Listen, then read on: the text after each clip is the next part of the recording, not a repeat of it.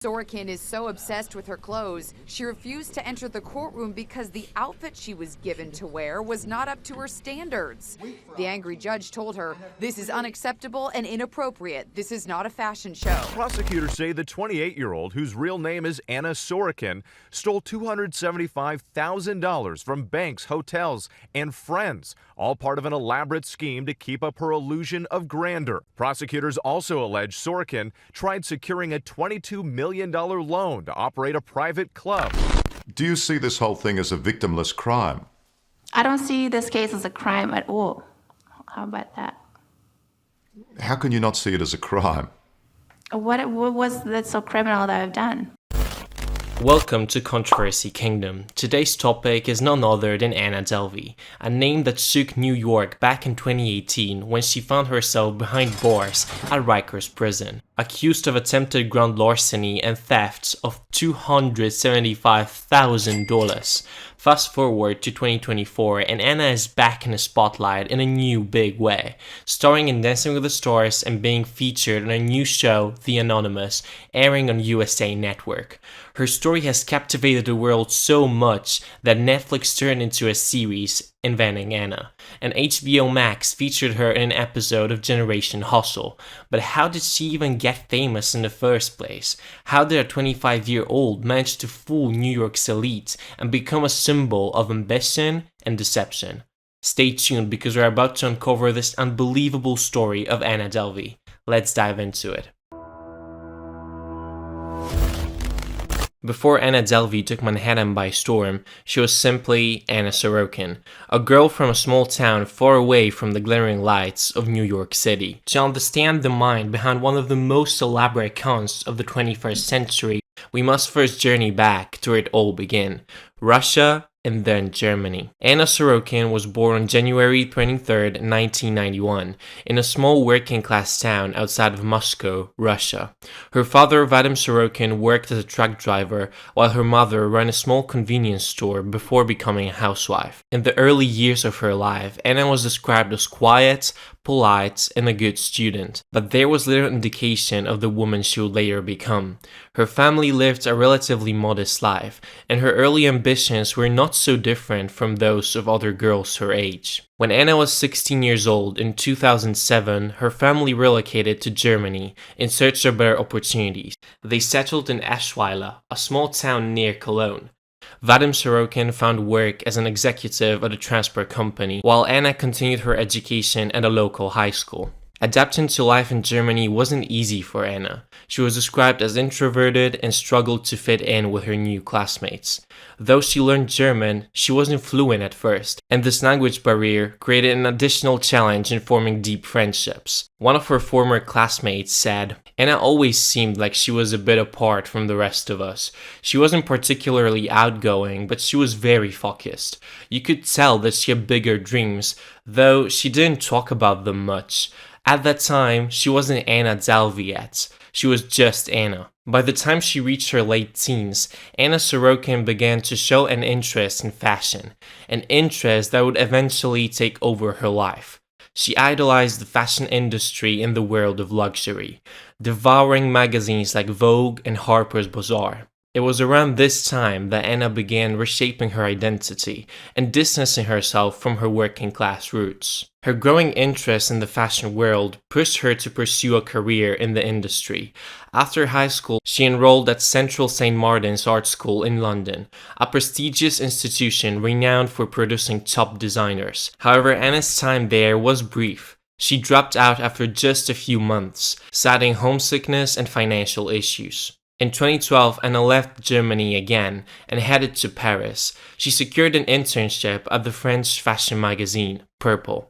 Here, Anna began experimenting with her new persona, Anna Delvey. While in Paris, she shed her former identity and adopted a European-sounding last name, one that exuded sophistication and mystery. Over the next few years, Anna would frequently claim that Delvey was actually her mother's maiden name. This of course turned out to be a lie, which is somewhat obvious considering that Delvey doesn't sound remotely German and is more typical of an American surname. You can even see the distribution map of the surname on the screen. It was here in the heart of Paris fashion scene that Anna first tasted the life that she had always wanted. surrounded by models, designers, and influencers. She was no longer the introverted girl from suburbs of Moscow or Eschweiler.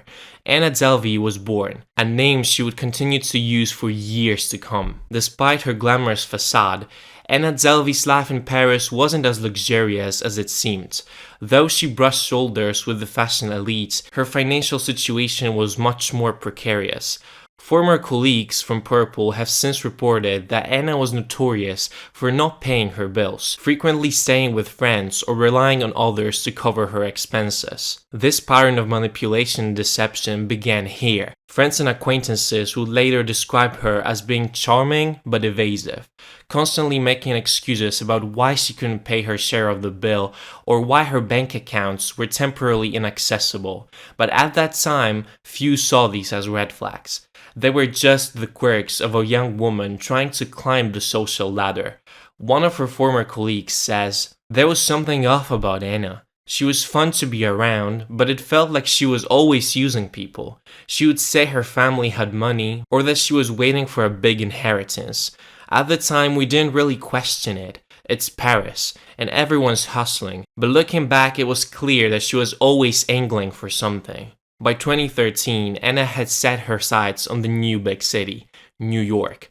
After her internship in Paris, she was ready to step onto an even bigger stage. New York, with its fast-paced lifestyle, luxury hotels, and elite social circles, was the perfect place for Anna to reinvent herself once again. But Anna wasn't arriving in New York as just another intern or aspiring fashion professional. She had crafted an identity that would allow her to blend in with New York's elite, an identity that was in many ways rooted in the deceptive tendencies she had already honed. She was now Anna Delvey, the wealthy, well-connected socialite, ready to take on the city.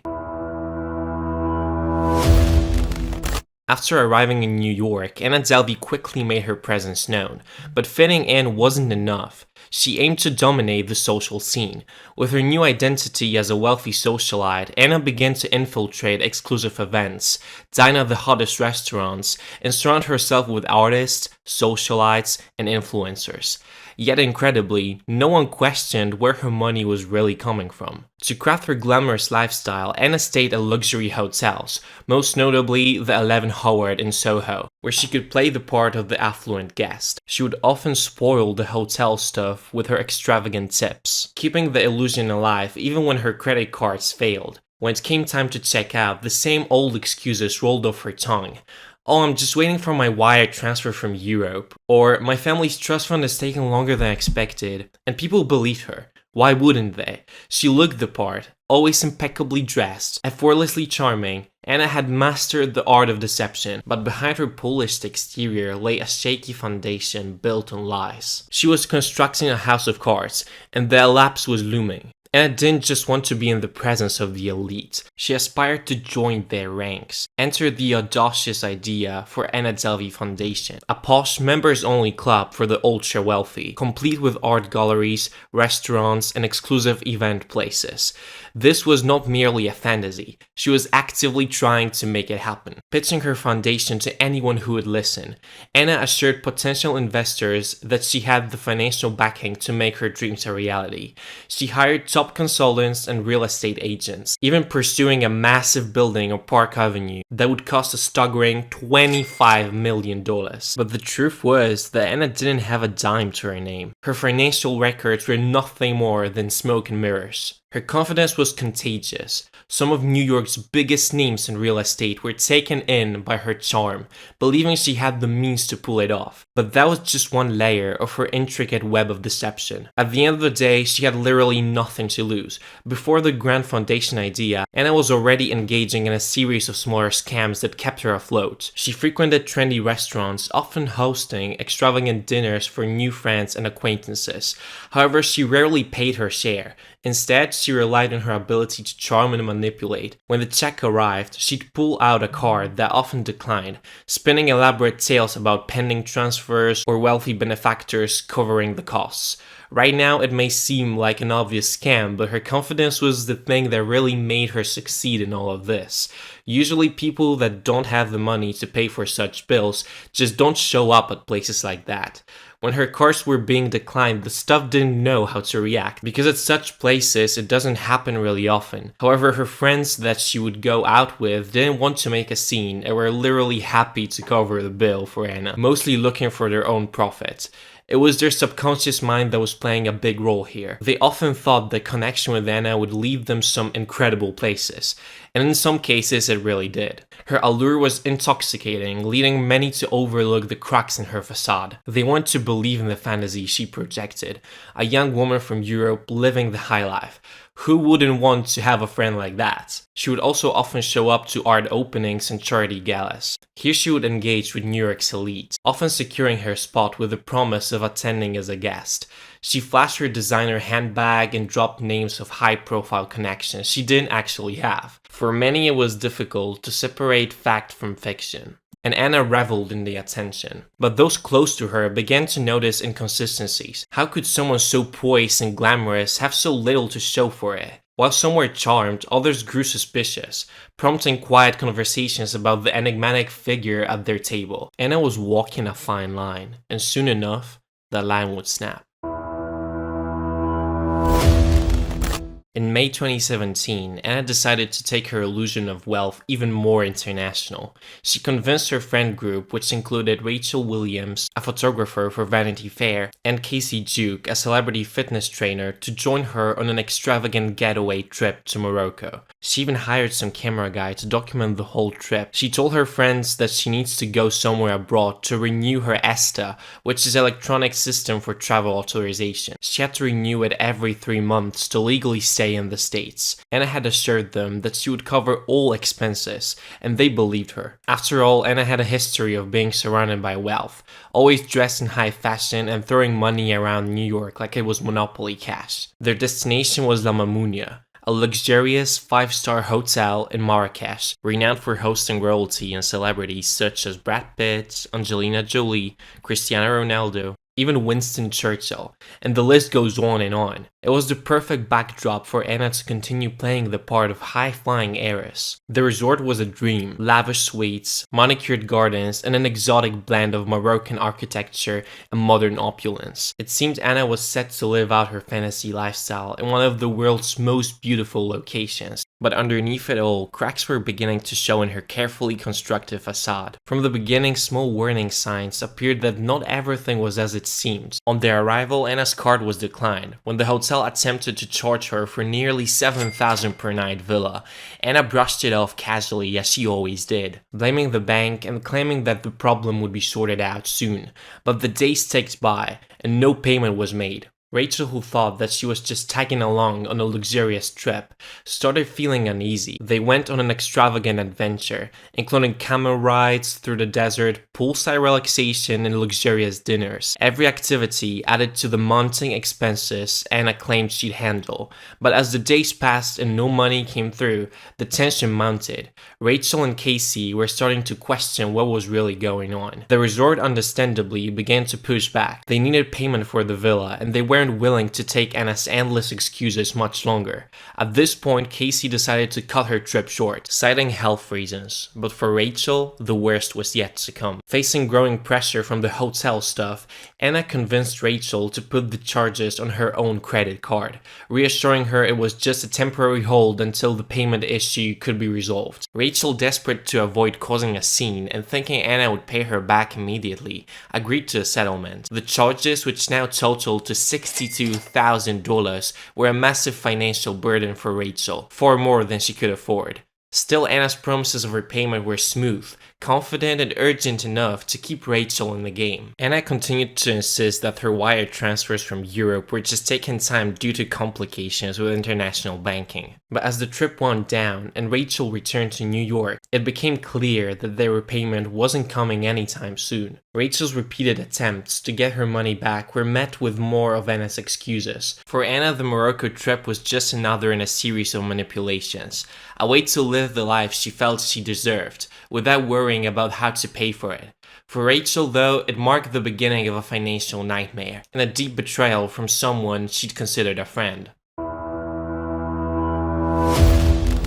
Around the same time as La Mamunia trip, by the summer of 2017, Anna Delvey's con had expanded far beyond just sticking friends with vacation tabs. She was aiming much higher. Her goal was to build the Anna Delvey Foundation, as mentioned before, a private members-only arts club that would rival Soho House, combining high culture with a splash of exclusivity. The proposed location was the Church Missions House, a 6-story historical landmark building in Manhattan's Nomad district. The rent alone was astronomical, but Anna had big plans and bigger lies to tell. To make it all happen, she needed a massive loan, $22 million to be exact. For most people, securing that kind of funding would require a detailed business plan, years of financial credibility, and a team of experts. But Anna was not most people. She had convinced herself and those around her that she was already wealthy, with access to a €60 million trust fund in Europe. It was all smoke and mirrors, of course, but Anna had an unshakable belief in her own ability to manipulate and charm her way into getting whatever she wanted, and for a while, it actually worked. Anna enlisted the help of financial advisor Joel Cohen at Gibson Dunn, one of the most prestigious law firms in the whole world, to assist her in securing the loan. Through Cohen's connections, Anna managed to get in front of some serious players in the finance world, including Fortress Investment Group. Fortress is a well-known private equity firm accustomed to dealing with multi-million-dollar investments, and Anna's request for a $22 million loan didn't raise immediate red flags. After all, she was introduced as a wealthy European heiress with an ambitious vision for her arts club. Anna told them that she would cover the loan with her overseas trust fund once everything was in place. And they bought it, but Fortress wasn't entirely convinced and asked for $100,000 as a form of good faith, money that would be used to cover the due diligence process. This is a standard practice in such high-level deals, a way to ensure the client wasn't wasting their time. Anna, of course, didn't have the money, but that didn't stop her. She turned to her friends and connections, weaving more intricate lies about delays with her family money and banks in Europe. In a stroke of boldness, she convinced City National Bank to give her an overdraft of $100,000, based on more false promises. City National had been one of several banks Anna courted, trying to convince them she was good for millions. The bank incredibly advanced the money, which Anna then wired to Fortress, putting her plan into motion. For a moment, it seemed like she might actually pull it off, but when Fortress began digging into her finances, asking for verifiable proof of her assets, Anna's story started to unravel. The requests for documents, emails, and phone calls to European bankers, which were all fake, couldn't buy her enough time. Fortress, growing increasingly suspicious, decided to send one of their executives to Switzerland to confirm her trust fund's existence. Anna, realizing her game was up, abruptly withdrew her loan application, forfeiting the $100,000 deposit. It was a devastating blow for her dream of creating the Anna Delvey Foundation, but it wouldn't be the last straw. At the same time as Anna's high-stakes loan scheme, she was also busy deepening friendships that she would later exploit. One of the main figures in her life during this period was Nefertari Davis, better known as Nef, an attendant at the 11 Howard Hotel in Soho. Nef had been working the front desk when Anna checked in, and the two quickly struck up a friendship. Anna, with her freewheeling tips and regular presence in the hotel's restaurant, Le Coucou, seemed to live the glamorous life. She made an impression on Nef, who admired her apparent independence and confidence. They bonded over shared interests, with Nef often serving as Anna's sounding board and confidant. What Nef didn't realize at first was that Anna wasn't paying for her stay at 11 Howard, or anything else for that matter. The bills for a luxury lifestyle were racking up across the city, but Anna's charm and promises of wire transfers kept people off her back. Nef later described her as a friend in the truest sense, though like many others she was ultimately pulled into Anna's chaotic web of deception. Even though after some time Nef realized who Anna truly was, she stayed loyal to her friend the whole time. To this day, they're still good friends. After Anna Delvey's grand plan to secure the $22 million loan from Fortress fell apart, the walls of her fabricated empire began to close in. Without the loan, her dream of establishing the Anna Delvey Foundation vanished, leaving her scrambling to maintain the illusion of wealth and power that had kept her afloat. By this point, Anna was deep into financial chaos, juggling unpaid hotel bills, bouncing checks, and dodging mounting questions about her true identity. Yet she continued her high-rolling lifestyle, moving from one luxury hotel to another, racking up debts and creating enemies along the way. In the aftermath of the Fortress debacle, her situation became increasingly desperate. One of her most significant turning points was her sudden departure from 11 Howard, the luxury hotel in Soho where she had been living for months without paying. The hotel had been patient, perhaps too patient, believing her promises of wire transfers from her European bank. But after weeks of no payment and growing frustration, they finally took action, locking her out of her room and seizing her belongings. The staff was baffled by how long Anna had gotten away with it. But Anna didn't stop. She bounced from hotel to hotel, running the same scam. The Swanky, Beekman, and W Hotel in downtown Manhattan were her next targets. She lived lavishly, with no intention of paying, fooling managers with charm and endless excuses about delayed wire transfers. However, she was running out of places to hide, and her reputation was beginning to catch up with her. The financial strain also fractured her relationships. Rachel Williams, who was still waiting for repayment of the $62,000 she had fronted during their Morocco trip, grew increasingly frustrated and panicked. By now, Rachel realized she had been scammed. After months of pleading with Anna for the money, Rachel reached out to law enforcement. After all that she's lived through, she even wrote a book about Anna titled My Friend Anna, The True Story of a Fake Heiress. She wasn't alone in her outrage. Anna had scammed many people, from hotels to friends to unsuspecting businesses. Her house of cards was crumbling. In late 2017, after Anna had been evicted from several hotels and her funds were completely depleted, the New York District Attorney's Office began building a case against her. The DA had been tipped off by several of her victims, including Rachel, and the investigation into Anna's fraudulent activities took off. She was wanted for theft of services, grand larceny, and other charges related to her unpaid bills and bogus financial claims. By this time, Anna had no fixed address, bouncing between friends' couches, hotel lobbies, and anywhere she could avoid being caught. Her former friends, many of whom had been dazzled by her seemingly glamorous life, were either distancing themselves or actively working with authorities to track her down. In a last-ditch attempt to keep up appearances, Anna took a trip to California, staying at a high-end rehab facility, Passages Malibu, claiming she needed a break from the stress of her life. It was here, in October 2017, that her luck finally ran out. The police, having tracked her down with Rachel's help, arrested her during a routine sting operation. Anna was led out the rehab facility in handcuffs, marking the fall of one of New York's most notorious con artists. The media pounced on the story. Headlines labeled her Soho grifter and fake heiress. And as her trial approached, Anna became a symbol of the millennial obsession with wealth and status. In court, her antics continued. She hired a celebrity stylist to curate her courtroom outfits, refusing to let go of the image she had worked so hard to create. But the evidence against her was overwhelming. She even refused to attend one of her trials because the outfit she was given to wear didn't suit her. Sorokin is so obsessed with her clothes, she refused to enter the courtroom because the outfit she was given to wear was not up to her standards.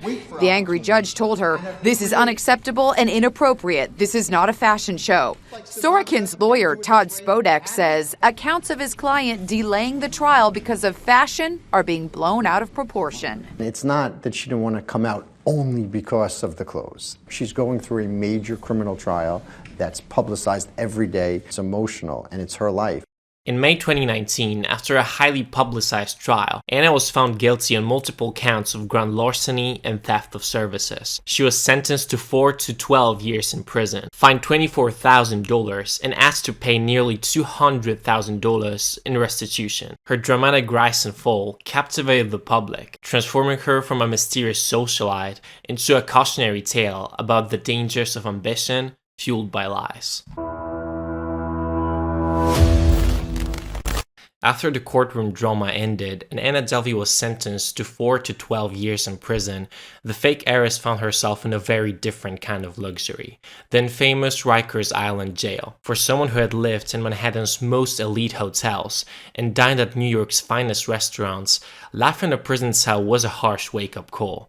But in true Anna Delvey fashion, she didn't let go of her carefully crafted persona, even behind bars. Anna spent about 19 months in jail at Rikers Island, waiting for her trial to come. Rikers, known for its harsh conditions, overcrowding, and violence, was worlds away from the glamorous life she had been faking. But Anna adapted. In interviews she gave during her time there, she painted a surprisingly detached picture of prison life, claiming it wasn't as bad as people imagined. She even referred to it as a sociological experiment, treating the experience almost like a study. In an interview with the New York Times from behind bars, Anna casually remarked, "Prison is like boarding school," maintaining her cool, indifferent tone that had carried her through the high society circles. Anna was far from the model inmate, however.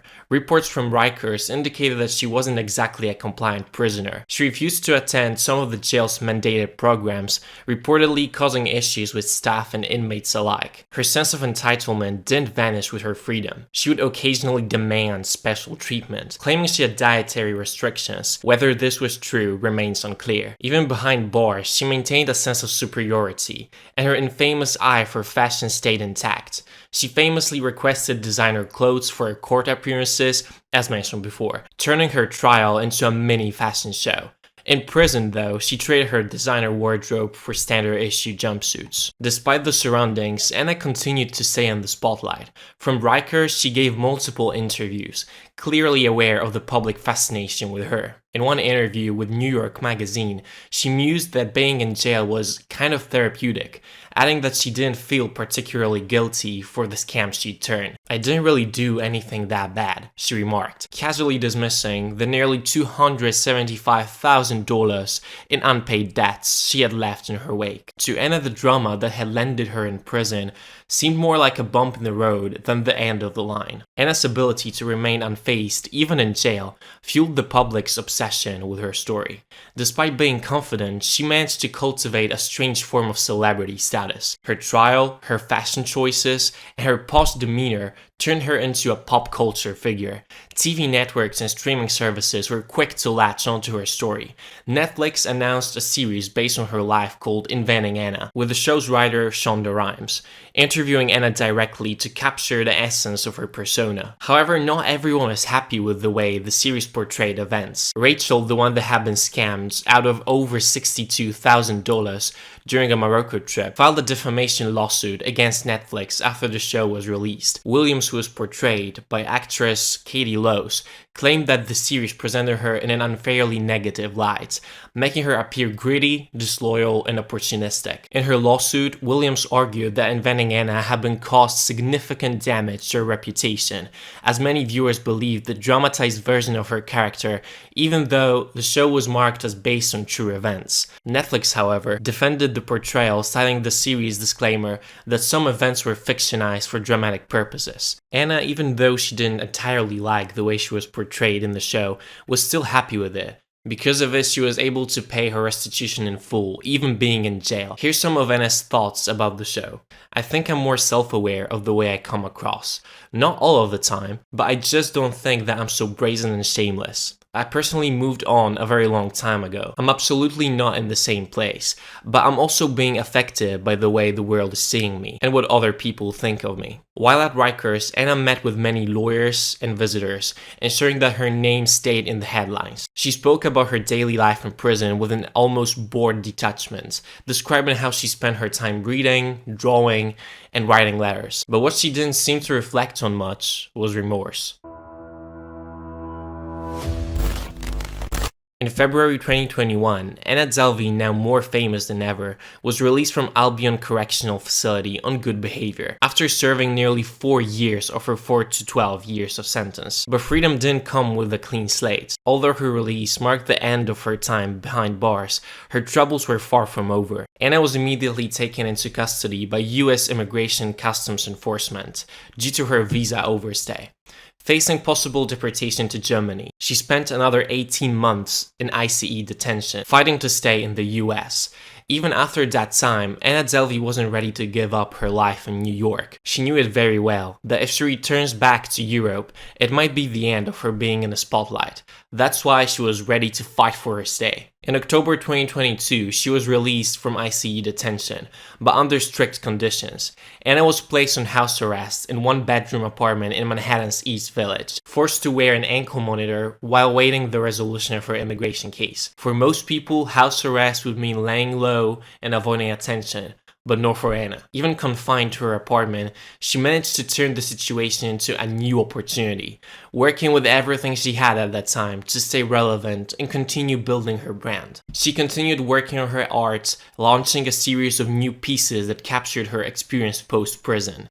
Her artwork, now in even greater demand, allowed her to generate income, selling for thousands of dollars piece, with her art show allegedly gaining traction. Anna began hosting virtual exhibitions, leveraging her fame to turn her art into a steady revenue stream. She was no longer a con artist scrapping by with lies. She was a convinced felon using her fame to legitimize her name and make money. It is estimated that from selling her artwork, she earned something around $340,000 in total, which is unbelievable. But it wasn't just art that kept Anna in the spotlight. From her East Village apartment, she began conducting interviews with major media outlets, discussing her time in prison, her trial, and the public's fascination with her. She appeared on podcasts, sat down for exclusive interviews, and even teased the possibility of writing a memoir. Each interview further solidified her brand as a celebrity criminal. Anna still maintained that she was misunderstood, often positioning herself as a victim of circumstance rather than the orchestrator of an elaborate scam. Anna also turned her apartment into something of a social hub, reportedly hosting small gatherings and dinner parties despite the limitations of her house arrest. Guests were intrigued by her unique situation. Attending a party thrown by the fake heiress under house arrest was a story in itself. These exclusive events were a far cry from the wild Soho nights Anna had once reveled in, but they allowed her to stay connected to New York's social scene, even if only from the confines of her own apartment. What was really strange about the whole thing is that Anna asked every single guest at her house to give her their social security number. It remains unclear for what reason she kept this information, but from what I'm guessing is that she wanted to stay safe during all those visitations, in case someone did something to the apartment or even to her. It's a brave move, to be honest. You never know who's coming there and with what intentions. At the end of the day, she was hosting complete strangers in her own apartment. Anna has kept herself in the public eye in a big way throughout 2024. Even though she wasn't allowed to post on her social media accounts until August, that didn't stop her from gaining followers. During her social media ban, she gave a ton of interviews, keeping her name relevant. Plus, the release of Inventing Anna on Netflix, which is all about her life, gave her a massive boost in followers. Her Instagram kept growing even without her posting anything. Friends like Kelly Cutrone, a fashion PR powerhouse, were making content with her, sharing glimpses of Anna's life at her Manhattan apartment. These posts show her still hanging out with people in the fashion and art world, and at one point she even threw a fashion show on her rooftop, which kept her image alive as a socialite despite her legal troubles. All of this has helped Anna maintain this mysterious persona. Like, just imagine her casually posting straight after her release from prison. It wouldn't be that interesting. All that mystery has kept people's eyes on her. But once the restrictions on her social media were lifted, Anna wasted no time jumping back into the spotlight. Alongside her legal team, she managed not only to regain control of her accounts, but also to ease the restrictions on travel. This came just in time for her appearance on Dancing with the Stars, alongside another celebrity, Ezra Sosa, which required her to travel to Los Angeles. Despite the fact that she has to wear a gigantic ankle monitor everywhere she goes, she made it to the show. Unfortunately, her time on Dancing with the Stars was short-lived. She was eliminated after just 2 episodes. From what I've seen, her dances lacked a bit of energy, and though she's clearly not a dancer, she gave it a shot. What are you going to take away from this competition? Nothing. Besides Dancing with the Stars, Anna was also featured on The Anonymous, a show airing on the USA Network, which added to her growing media presence. I hear you say it's a new show called The Anonymous that's all about deception. I may know a thing or two about deception. Trust me, I'd never lie to you. Her TikTok account is also picking up steam, currently sitting at around 144,000 followers and climbing. Now that she's allowed to post again, her Instagram has blown up, surpassing 1 million followers, and she's continuing to build her brand as more than just the scammer she was once known for. But one question lingers. How is Anna Delvey even in the US in the first place? Given her criminal background, it's worth noting that no visa allows a convicted felon to stay in the US legally. This raises serious questions about the double standards in US immigration laws. While others with far less severe offenses are deported or face big legal challenges, Anna has somehow managed to remain in the country, even while continuing to attract attention and make money. It's a stark contrast to how many immigrants face harsher consequences for lesser crimes, and it showcases how wealth and media attention can sometimes bend the rules in someone's favor. Another aspect worth noting is the idealization of Anna by some people on platforms like TikTok. There's been a wave of TikTok edits that glamorize her lifestyle, with people downplaying her crimes by saying the things she's done weren't that bad. And in a way, her actions do seem less egregious to some, considering she mostly scammed wealthy corporations and banks. Unlike traditional con artists who prey on everyday people, Anna's victims were often high-end hotels, financial institutions, and wealthy elites. To many of her supporters, it seems like she was simply playing the game that the rich have played for decades. Some even view her as a modern-day Robin Hood, though instead of giving to the poor, she gave herself a luxurious life at the expense of the rich. Even Rachel, who was scammed out of $62,000 during a trip to Morocco, managed to benefit from Anna's crimes in the end. Rachel turned her story into a book deal and sold it to HBO. That income allowed Rachel to fully pay off the debts and even earn some money on top of it. So while Anna's actions were criminal, there's a layer of irony in the fact that Rachel, one of her most well-known victims, was able to profit of the very scam that hurt her. So that's the story of Anna Delvey, full of twists and turns, and honestly, pretty fascinating. As well to think about how she went from being a convicted scammer to a full-blown celebrity. She literally built something out of nothing, and while her past is complicated, you can't deny that she's thriving in a spotlight right now. I really believe her story is far from over. Anna seems to be enjoying every single second of this new chapter, and I'm sure there's going to be plenty more to come. This definitely won't be my last video on her, so if you want to stay updated, make sure to hit that subscribe button and give this video a like. I hope you enjoyed this little documentary. Thanks so much for watching, and I'll see you in the next one. Bye.